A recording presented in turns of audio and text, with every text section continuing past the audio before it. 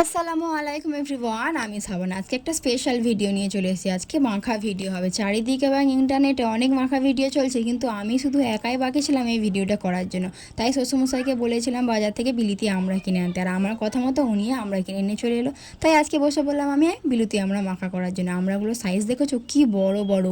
আমরা অনেকজন মিলে খাবো, তাই চারটে নিয়ে বসে পড়েছি। আমি একটু ছুরি দিয়ে কাটার চেষ্টা করলাম। ছুরিতে আমি একদমই কাটতে পারি না, তবুও একটু চেষ্টা করলাম, কিন্তু পারছি। দেখো চারটে আমড়া কাটতে কতগুলো হয়েছে দেখেছো।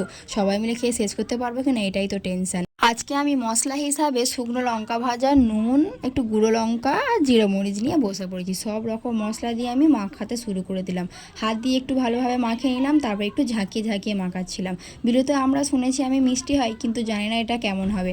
মাখা হয়ে গেল, দেখতে তো খুব লোভনীয় লাগছিল। চলো এবারে খেয়ে দেখা যাক। যেমন ভেবেছিলাম তেমনই হলো, টক হলো। আমি তো খাচ্ছিলাম, আর দেখো সবাই মিলে কেমন খাচ্ছে। আমরা একটু কাড়াকাড়ি করে খাই। তোমরা আমার চ্যানেলকে সাবস্ক্রাইব করো। Bye bye.